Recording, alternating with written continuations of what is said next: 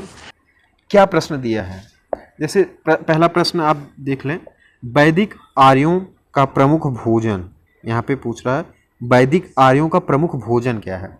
अब आप लोगों ने पढ़ा होगा वैदिक आर्यों के समय में ऋग्वेद में क्या चर्चाएं हैं, कौन कौन से भोजन हैं। तो आप जब ऋग्वेद में जो चर्चाएं हैं उसके बारे में देखेंगे, जब आप पढ़े होंगे, तो वैदिक आर्यों के भोजन में मुख्यतः क्या था, दूध था, घी था, और कहीं कहीं पे दूध में जौ डाल के बनाते थे वो लोग, उसे कहते थे क्षीर पकोदन। तो यहाँ पे आप क्या देखें, दूध भी है, जौ भी है। अब लेकिन दूध और जौ एक ऑप्शन में दिया नहीं है। अगर आप दूध जान रहे हैं तो जिसमें ऑप्शन में दूध रहेगा उसको मार देंगे, और अगर जौ जान रहे हैं तो जौ देख के मार देंगे। लेकिन इसमें आपको पूरा जानना है। अगर देखो जिसमें इसमें जौ के साथ चावल भी दिया है, लेकिन चावल का ऋग्वेद या वैदिक युग में चावल का कहीं पे भी उल्लेखित वर्णन नहीं है, इसलिए जौ और चावल दिया है, तो ये तो ऑप्शन नहीं होगा। लेकिन ज़्यादातर लोग क्या करेंगे, ये पहला वाला ऑप्शन यहाँ पे वो क्लिक कर देंगे, जौ और ऑप्शन, और यहाँ पे आप स्मार्टली अगर स्टडी नहीं किए हैं, समझ के नहीं पढ़ेंगे, तो आप यहाँ पे गलत आंसर कर देंगे। जौ और चावल नहीं है, बल्कि क्या हो जाएगा, दूध का मैंने बताया, दूध का उल्लेख है, दूध के साथ साथ घी का उल्लेख है, पनीर का भी उल्लेख है। तो ये क्या है, दूध है, और उसके साथ साथ जो दूध के उत्पाद हैं वो सारे के सारे चीज़ों का उल्लेख दिया गया है। तो यहाँ पे सही ऑप्शन आपको पकड़ना है, दूध और इसके उत्पाद। अगर आप जौ पढ़ लिए हैं तो आप जौ पे टिक कर देंगे, तो ये गलत हो जाएगा दोस्तों। दूध और इसके उत्पाद यानी ऑप्शन नंबर दूसरा यहाँ पे बिल्कुल सही हो जाएगा। वैदिक आर्यों का प्रमुख भोजन क्या था, दूध और इसके उत्पाद। अगला प्रश्न देखते हैं, बहुत महत्वपूर्ण इंटरेस्टिंग सब प्रश्न है और ये एग्जाम में आ भी सकते हैं। आप लोग देख लीजिए क्या दिया है, वैदिक लोगों द्वारा किस धातु का प्रयोग सबसे पहले किया गया था। यानी वैदिक युग में, वैदिक युग आप अच्छे से पढ़ लीजिए। अगर जैसे मैं यहाँ पे वीडियो, बहुत सारे वीडियो मैं आपको प्रोवाइड कर दूंगा यूट्यूब पे, जो मैंने ऑफलाइन क्लासेस या फिर एप्लीकेशन क्लासेस पे क्लास लिया है, वो सारे कुछ ना कुछ वीडियो मैं आपको दूंगा, जिसमें मैंने गौतम बुद्ध से रिलेटेड, जो बौद्ध धर्म से रिलेटेड टॉपिक है, उसको मैंने इस चैनल पे अपलोड किया। आप लोग देख सकते हैं जाके, डिस्क्रिप्शन बॉक्स में उसका मैं लिंक दे दूंगा, आप लोग वहाँ पे जाके देख सकते हैं। अगला प्रश्न क्या है, वैदिक लोगों द्वारा किस धातु का प्रयोग सबसे पहले किया गया था। तो क्या हो सकता है, चांदी, सोना, लोहा या फिर तांबा। तो इसमें जो दोस्तों हो जाएगा, ऋग्वैदिक लोगों में जो सर्वप्रथम उन लोगों ने प्रयोग किया था, वो प्रयोग किया था तांबा।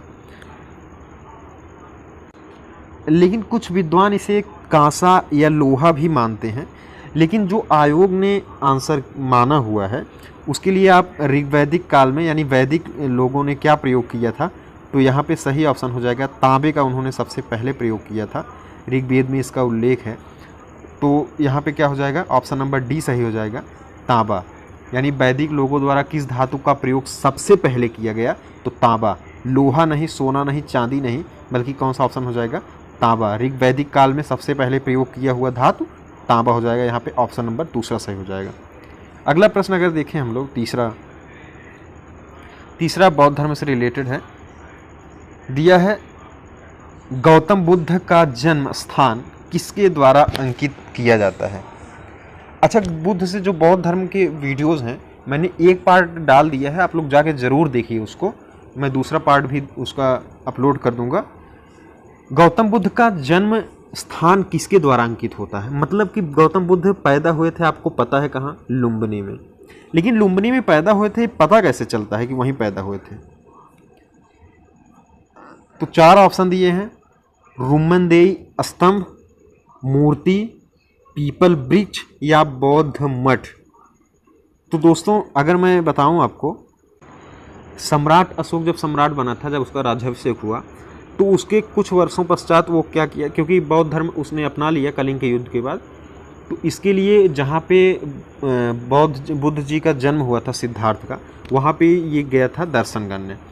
तो लुम्बिनी में जाकर इसने क्या किया, एक स्तंभ वहाँ पे गड़वा दिया और उस पे उसने लिखाया कि यहाँ पर शाक्य मुनि बौद्ध यानी बुद्ध सिद्धार्थ का जन्म हुआ था गौतम बुद्ध का जन्म हुआ था।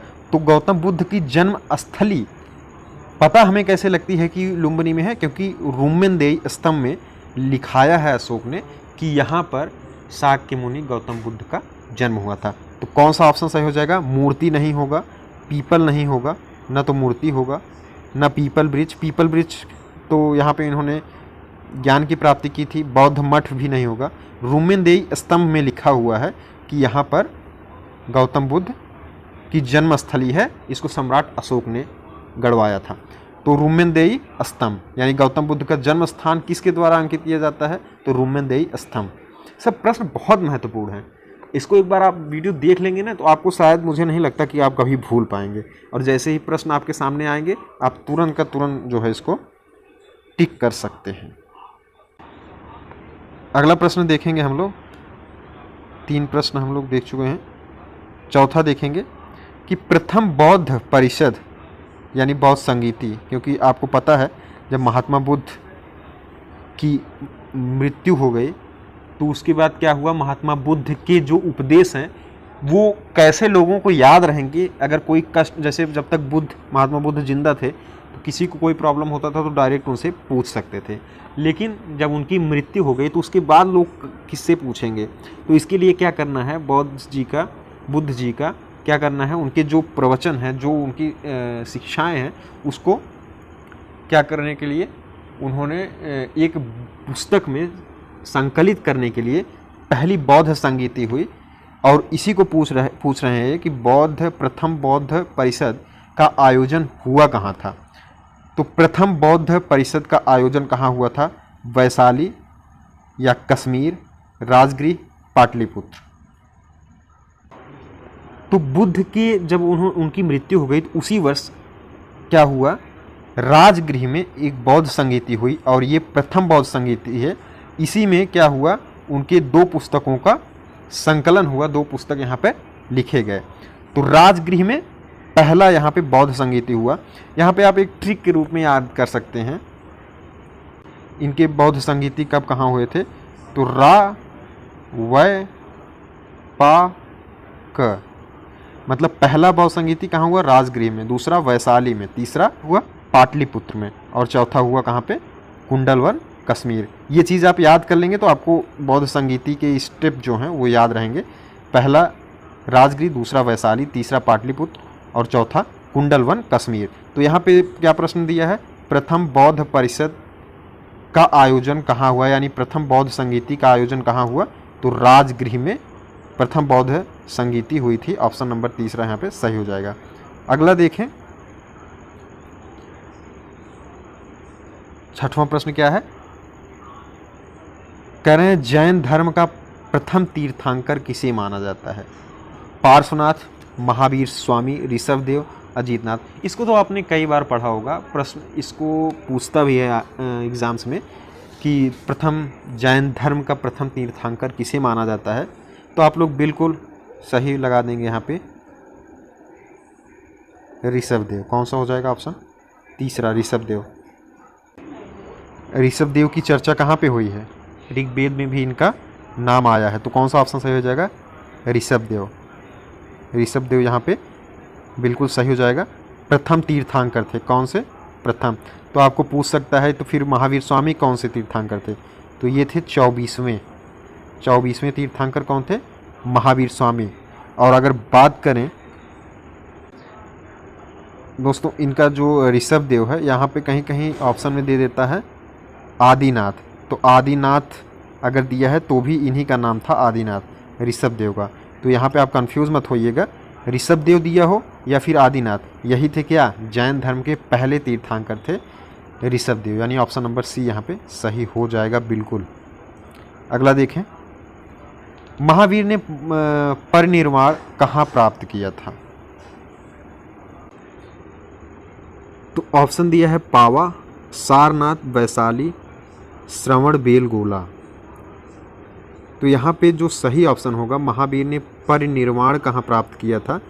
तो ये प्राप्त किया था इन्होंने पावा में। पावा कहाँ है? पावा है बिहार में। बिहार के कौन से ज़िले में? नालंदा ज़िले में पावा है, वहाँ पे महावीर ने परिनिर्वाण प्राप्त किया था। तो ध्यान रखना, ये प्रश्न पूछा जा चुका है। महावीर ने परिनिर्वाण कहाँ प्राप्त किया था? पावा। पावा कहाँ है? नालंदा, बिहार में। नालंदा जिला है, वहाँ पे पावा है, वहाँ पे इन्होंने परिनिर्वाण प्राप्त किया था। अगला प्रश्न देखेंगे 7वां। बहुत बहुत महत्वपूर्ण प्रश्न है ये सब।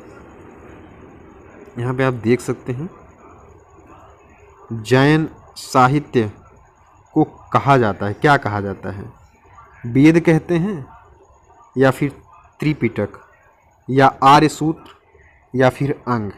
जैन साहित्य, बहुत साहित्य मत समझिएगा, जैन साहित्य दिया है। ध्यान से प्रश्न को अगर आप देखेंगे ना, कभी कभी हो जाता है, जैसे आपको कोई प्रश्न दिया और आपने आधा अधूरा पढ़ के उसका आंसर दे दिया तो गलत हो जाता है। तो यहाँ पे आप ध्यान देना, जैन धर्म, भले से 1 सेकंड ज़्यादा लगे लेकिन प्रश्न को सही पढ़िए, क्योंकि प्रश्न की जल्दीबाजी में क्या होता है, आप एक प्रश्न अपना गलत कर बैठते हैं। जैसे आपको पूछ लिया कि निम्न में से सूर्य का पर्यायवाची कौन सा नहीं है, तो उसमें जो भी पर्यायवाची दिए होंगे उसमें अगर एक भी आप जानते रहेंगे तो आप तुरंत उस पर क्लिक कर देंगे, जैसे अगर ऑप्शन में देखेंगे तो। लेकिन उसके बाद आप ये नहीं देख रहे हैं कि इनमें से पर्यायवाची कौन सा नहीं है, तो इसके लिए प्रश्न को 1 सेकंड भले ज़्यादा लगे लेकिन प्रश्न को बिल्कुल अच्छी तरीके से पढ़ लेना है, उसके बाद उसके आंसर को देना है।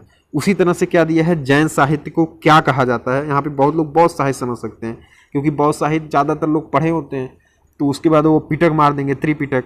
लेकिन जैन साहित्य इसमें पूछा है, तो जैन साहित्य क्या हो जाएगा? तो जैन साहित्य में जो सही ऑप्शन हो जाएगा, इनके साहित्य को कहा जाता है, क्या कहा जाता है? अंग। ऑप्शन नंबर डी सही हो जाएगा, अंग। इसके अंतर्गत 12 अंग, 12 उपांग, 10 प्रकीर्ण, 6 छेद सूत्र और 4 मूल सूत्र और अनुप्रयोग सूत्र आते हैं। तो यहाँ पे कौन सा सही हो जाएगा? Option number D. जैन साहित्य को क्या कहते हैं? अंग कहते हैं। और अगर बात करेंगे बौद्ध साहित्य को, बौद्ध साहित्य को क्या कहते हैं? त्रिपिटक।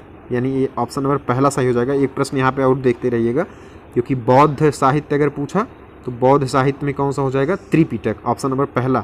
लेकिन जैन साहित्य पूछा है, जैन साहित्य में आपको क्या करना है? यहाँ पे चौथा वाला ऑप्शन सही हो जाएगा, अंग। अगला प्रश्न देखें, बहुत महत्वपूर्ण प्रश्न है सारे। निम्नलिखित में से वह कौन व्यक्ति है जिसका नाम दियो नाम प्रियदर्शी है? वेरी इंपॉर्टेंट प्रश्न, और इससे रिलेटेड बहुत प्रश्न होते हैं। एक प्रश्न से आप एक ही प्रश्न का अनुमान न करिए, एक प्रश्न को आप समझ जाएंगे तो इससे घुमा के जिस तरह से वो पूछेगा वो सारे के सारे प्रश्न क्या हो जाएंगे? आपके कवर अप हो जाएंगे। तो प्रश्न आप ध्यान से देख लीजिए, निम्नलिखित में से वो कौन व्यक्ति है जिसको क्या कहते हैं? दियो नाम प्रियदर्शी कहते हैं। एक चीज़ जैसे आपको मैं बता दूं कि अशोक ने क्या किया था, बहुत सारे शिलालेख, स्तंभालेख उन्होंने लिखवाए थे। बहुत सारे बड़े बड़े शिला थे, उस पर उन्होंने अपने जो नियम कानून रहते थे उस पर अंकित करवा देते थे। तो ऐसे शिलालेख खुदाई में बहुत मिले, लेकिन सब पे क्या लिखा रहता था? लगभग शिलालेखों पर यही चीज़ लिखा रहता था कि दियो नाम प्रियदर्शी, यानी लिखा रहता था सम्राट दियो नाम प्रियदर्शी। तो इससे लोगों को समझ में नहीं आता था ये है कौन आखिर में। लेकिन दक्षिण भारत में कुछ स्तंभालेख जो है वहाँ पे शिलालेख मिले जिसपे उन्होंने सम्राट मगध सम्राट अशोक दियो नाम प्रियदर्शी लिखा हुआ था। इससे ये पता चला कि जहाँ पे भी दियो नाम प्रियदर्शी लिखा है वो किसका नाम है? वो सम्राट अशोक का नाम है। वो क्या लिखाता था? देवों का प्रिय। दियो नाम प्रियदर्शी मतलब देवों का प्रिय, वो अपने नाम के आगे वो लिखाते थे। तो ये किसका नाम हो जाएगा? ये हो जाएगा मौर्य राजा अशोक, यानी मौर्य वंश के सम्राट अशोक का नाम दियो नाम प्रियदर्शी। उनके शिलालेखों स्तंभ लेखों में यही नाम लिखा रहता है। कहीं पे कुछ शिलालेखों पर जो है उन्होंने अशोक नाम लिखाया है, बाकी शिलालेखों पर यही नाम चलता है, दियो नाम प्रियदर्शी। तो यहाँ पे सही ऑप्शन कौन सा हो जाएगा? मौर्य राजा अशोक। मौर्य राजा अशोक का नाम क्या था? दियो नाम प्रियदर्शी। ये सब प्रश्न एक बार देख लोगे ना, यहाँ पे पढ़ लेंगे आप सब, तो आपको भूलेगा नहीं कभी। चाहे जब भी प्रश्न आपके सामने जैसे ही प्रश्न आएगा और उसके ऑप्शन आएंगे। अगर एक बार भूल भी जाएंगे तो ऑप्शन से तुरंत आप वहाँ पे क्लिक कर सकते हैं। तो मैंने आपको बताया दिव्यनाम प्रियदर्शी किसका नाम था, तो ये था सम्राट अशोक का। मौर्य वंश के राजा थे कौन, अशोक, उनका नाम दिव्यनाम प्रियदर्शी था। अगला प्रश्न देखते हैं, अशोक के शिलालेख किस लिपि में खुदे हैं। तो आपने पढ़ा होगा तो बहुत आसान है। अशोक के शिलालेख कितने लिपि में थे, तो आप देखेंगे अशोक ने 3 लिपि में शिलालेखों को क्या किया था, लिखवाया था, गढ़वाया था। तो यहाँ पे जो सही ऑप्शन हो जाएगा, मैंने आपको बताया अशोक ने 3 लिपि में लिखाया था। एक तो खरोष्टी लिपि था, दूसरा ब्राह्मी लिपि और तीसरा ग्रीक में, क्योंकि ग्रीक में इसके स्तंभाभिलेख मिले हैं, शिलालेख मिले हैं। और पाकिस्तान में जो दो शिलालेख हैं वो हैं खरोष्टी लिपि में, और जो हिंदुस्तान में यानी भारत में जो भी शिलालेख हैं वो किस भाषा में है, वो है ब्राह्मी लिपि में। तो यहाँ पे ऑप्शन कौन सा दिया है, न खरोष्टी दिया न ग्रीक दिया है, तो कौन सा ऑप्शन सही हो जाएगा, ब्राह्मी लिपि। लेकिन ये चीज़ ध्यान रखिए, उन्होंने 3 लिपियों में क्या किया है, शिलालेखों को लिखाया है, ब्राह्मी लिपि, खरोष्टी लिपि और ग्रीक। तो यहाँ पे ऑप्शन दिया है ब्राह्मी लिपि, तो ब्राह्मी लिपि यहाँ पे बिल्कुल सही हो जाएगा। तो ये हिस्ट्री के मैंने कुछ महत्वपूर्ण जो प्रश्न आ सकते थे उसको मैंने यहाँ पे आपको बताया है, बताने की कोशिश की है। आपको अच्छा लगा होगा, आपको समझ में भी आया होगा, याद भी हुआ होगा। और सब बहुत सारे महत्वपूर्ण प्रश्न हैं, इसको PDF के फॉर्म में मैं क्या करूँगा, टेलीग्राम चैनल पर डलवा दूँगा और आप वहाँ पे जाके डाउनलोड कर सकते हैं। तो इसके लिए क्या करेंगे, आज मैं आपको एक प्रश्न देता हूँ, उसका आंसर आप लोग कमेंट बॉक्स में ज़रूर लिखिएगा। गुप्त राजा जिसने विक्रमादित्य की पदवी ग्रहण की थी कौन था। गुप्त वंश का राजा जिसने विक्रमादित्य की पदवी ग्रहण की थी कौन था। स्कंदगुप्त, समुद्रगुप्त या चंद्रगुप्त द्वितीय या फिर कुमारगुप्त। कौन सा इसमें ऑप्शन सही हो जाएगा, आप कमेंट बॉक्स में इसको दोस्तों ज़रूर दीजिए। और मैं बता दूं, आप लोग वहाँ पे जाके बौद्ध धर्म का वीडियो जो है ज़रूर देखिए, मैं सेकंड पार्ट भी उसका अपलोड कर दूंगा। और भूगोल में, जियोग्राफी में, मैं इसमें जैसे जियोग्राफी में जो भी इम्पॉर्टेंट टॉपिक्स हैं उसके वीडियोस मैं आपको अपलोड कर दूंगा, आप लोग देख लीजिएगा।